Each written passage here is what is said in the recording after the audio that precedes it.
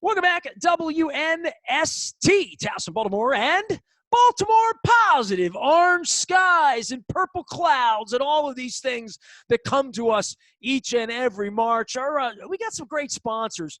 And in the off-season of football, which really there is no off-season, you ask Eric DeCosta, John Harbaugh holding press conferences this week and trying to figure out who to draft when there really wasn't a college football season. But for all of us fans, this is a time where we usually sort of exhale a little bit, say, who are the coaches? Where are we?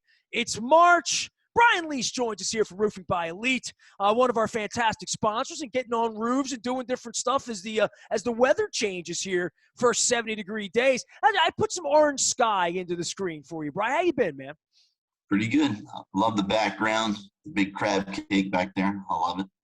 Well, maybe we get a concert or two in this thing or a couple soccer games in the off season, but I would take an opening night kickoff, and we're not that far off on scheduling, right? I mean, you're a guy that goes on the road like I do. I've circled Vegas big time this year as, this has been a messy time in all of our lives, but if I'm in Vegas with a proper cocktail, and I had JT the Brick on a couple of weeks ago, and he showed me this outdoor sports book. Did you see this picture I shared, Brian, at this place in downtown Vegas? Yeah, I've seen it. It's pretty nice. Yeah, he said we should be doing a party there outside with a pool and a giant television. It's like a beach with a TV. And I'm thinking, if I can do that on an 82-degree day on November, 6th, make it after Halloween, after the turn, Chucky, the whole deal. If I can do a normal road trip to Vegas before Christmas, I'm going to feel like the whole year is a success. 100%. That's the same game I have circled on my calendar. That one, and of course Pittsburgh. But Vegas, it looks like a lot of fun. I was there last March, and went and checked the stadium out on the outside. I mean, it's amazing. So I can't wait to get inside. Well, they haven't let people in, right? So JT the Brick came on 2 weeks ago. He's the Raider broadcaster, does all the pregame and all that. And he's my Facebook friend. He was sharing, videos inside back 6 months ago, 8 months ago before the season began when they first opened it. And, I've been to all the stadiums. Am I missing one yet? Hold on. There was a new one. No, baseball. I'm missing the new Atlanta baseball stadium. But football, I got it all covered. I've hit all the new ones, Atlanta, Minnesota. I have not hit L.A. yet, right? So the L.A. stadium and the Vegas stadiums, these are the two big ones that hit. The Super Bowl is going to be in L.A. in, let's see here, 47, 48 weeks. So we got to get a shot and get this thing over with, dude, so we can go back to being normal. Yeah, I'd say so. Hopefully they'll ramp up these vaccinations and we'll be done with this COVID-19 BS. My wife got her shot on Saturday, spent Saturday night, the shakes, the chills, the fever, all that stuff. And, Sunday morning woke up fine. I'm like, hey, man, that means the vaccine's working, right? I mean, that's the whole idea. But it has not made me look forward to getting my vaccine, to think, all right, so if somebody calls me right now and says, come on over, we got one, do it. I'll be like, yeah, but I got things to do tomorrow. I got to plan this, right? Plan it like a vacation, but like a bad like the weekend with the peas back in the day. Long story.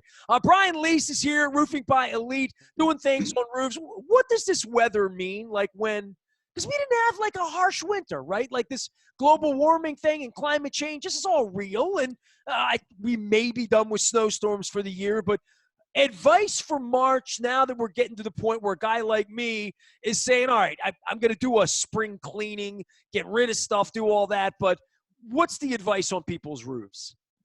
This is a pretty good time to go ahead and schedule, at least a roof inspection to see if there's anything wrong with your roof before we get into the spring showers. If you've got a leak, currently we can take care of that.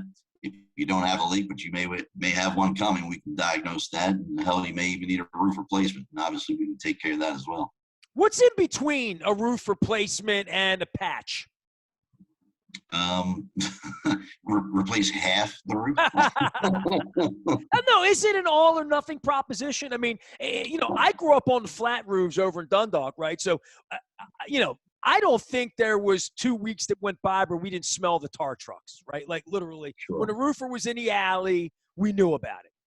No, I mean, really all there is maintenance. You know, a lot of times you may have a roof, you may have a leak, you may have some issues, but it doesn't need a replacement.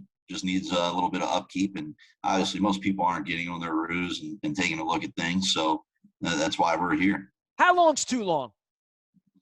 Oh, if you got a roof that's 25 years or older, that's too long. No, I mean to get somebody out. Like let's say we haven't had harsh winters the last couple years. My mother's roof blew off a number of years ago. I remember, like, oh my God, right? You don't get a warning on these things when the wind comes and that storm, that big May storm we talk about. But just in general, if someone hasn't been on my roof in 2-3 years, how long is too long for that? I mean, That, I that, know you might say, that's well, every year, but like, if I'm over 2 or 3, like, it might not be a bad idea to have you come kick around, right? Yeah, absolutely. I'd say right around the 3 year mark. I mean, that's a good idea to get someone out just to take a look at things because a lot of times you can kind of prevent a leak. You know, if we find something that before the water actually infiltrates, you know, into the interior, it may actually be getting into your attic and you don't even know it. Your insulation may be absorbing it. So you may have problems and not even know. I had my buddy Dr. Fine on last week, my dentist pal, and it occurred to me that I hadn't been to the dentist because of COVID, right? But at least like the insurance, they send me a card, they let me know, right? Like, like my friends at Liberty, a water heater. Like, I don't remember it feels like 5 minutes ago. Oh, I've lived here 18 years. Oh, my carpet, it's been here 18 years. How many years can go by without you realizing it, right? For all the parts of your home that there's a great reminder. Brian Lease is here from Roofing by Elite, joining us here and hoping that the Ravens do some elite things. I was going through the calendar like for March. I'm like, all right, when's free agency? Free agency's on St. Patrick's Day, man. Like, it's crazy. 4:00 in the afternoon in the middle of the week on a Wednesday. But I think we're all going to be glued to that next week, right? Yeah, that and some green beer sounds like a good time to me. Well, this is when all the parts start to move, right? I mean, this is when Yeah. we start to figure out the Matt Judons and who's going to play where and who's going to be a cap casualty and who's going to make a tremendous financial commitment to certain players. I mean, some of this plays out. The J.J. Watt thing's no longer a mystery, right? But, some of these names come off. But with all these quarterbacks pissed off right now and sort of pushing the line in Houston and Seattle, looks like Roethlisberger's going to make nice up in Pittsburgh. But next week's going to be a lot of movement in the league. A lot of things, a lot of cards are going to get shown. Yeah, there's definitely going to be a lot of movement. It'll be interesting. I think Russell Wilson stays. I don't think he's going anywhere. Deshaun Watson, I mean, it's high stakes poker right now. It's who's going to fold first. That'll be interesting to see how that plays out. But obviously, most importantly, to see what the Ravens do. Most likely, as they've always done, that throughout their history, nothing's going to happen on day one. Maybe day two, but more than likely a week later, we'll get somebody. They'll negotiate someone, hopefully a wide receiver. It doesn't necessarily have to be that true number one like an Allen Robinson, but I could live with, a pretty high number 2 wide receiver. See, that you went from having expectation of Allen Robinson a couple weeks ago to now, Yeah. well, maybe we won't have him, we'll have somebody else. Yeah, that's part of the argument, right? With the Jeremy Macklins and the, Mike Watt. Pick any name you want. Even going back to Derek Mason or even Steve Smith. No disrespect to either one of them. They came and did a great job. But they also weren't 23 doing a great job, right? I mean, Right. Even Bolden, fair enough. We haven't had that. Maybe Torrey Smith for 5 minutes in the role he was in on a really special team, obviously special team, right? But that would be ideal. And what is ideal is you steal a guy in the 3rd round and he goes on to be a 10-year performer, even if he's a Brandon Stokely, right? Even if he's just a really good 2 or 3 and a player that's going to be here a while. We do that with tight ends, though, right? Tight ends come and stay and make a home and get their 60 to 80 or whatever. Not Lamar era, but in normal offense era. This isn't even a normal offense.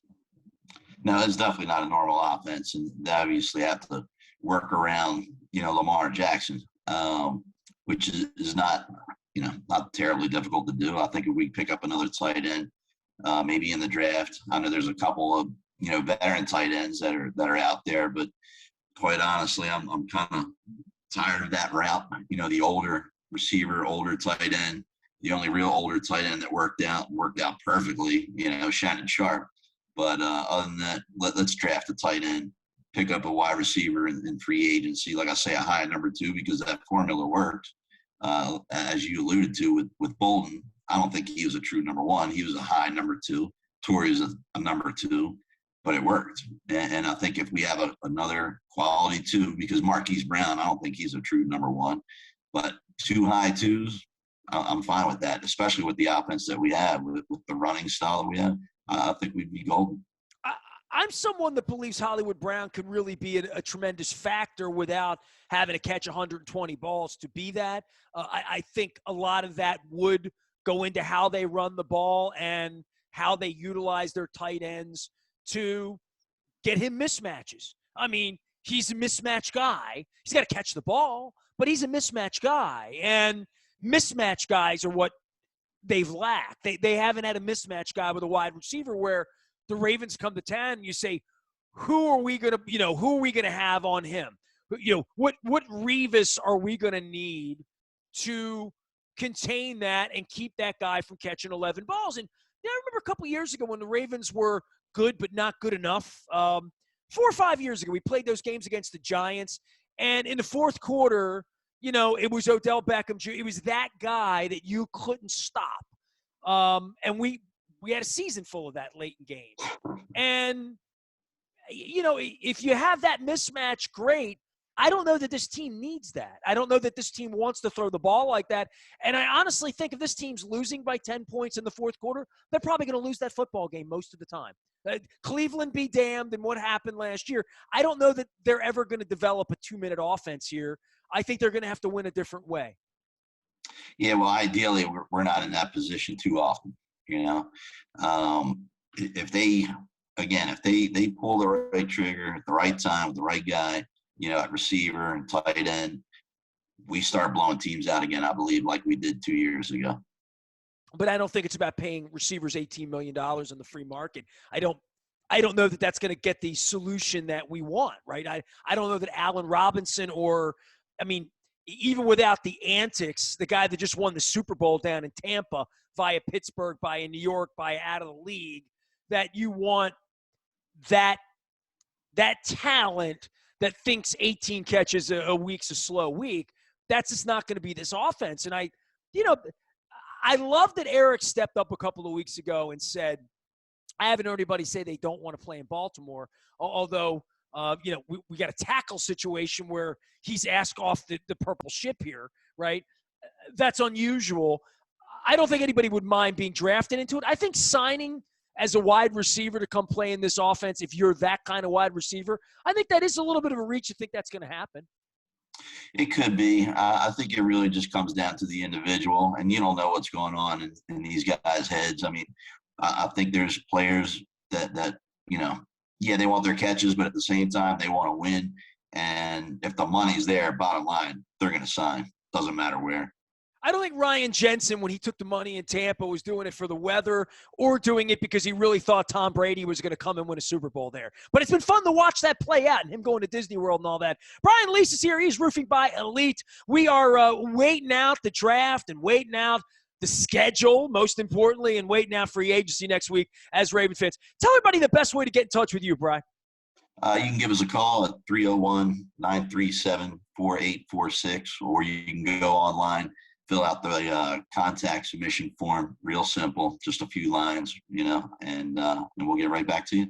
Well, I hope we are together in Vegas, and certainly we're going to get together again and be discussing Ravens pickups and, hopefully a quiet offseason here, right? I mean, COVID, let's get some vaccines, let's get some shots. Maybe we can start to see some normalcy with some sort of normal camp in August as well, which that would lead us to believe that life could get back to normal as well in the football season. So I'm holding out for a Merriweather beer, Bry, and I'm holding out for a Las Vegas normal normal NFL game in Vegas. Like that happens every day. First, Vegas.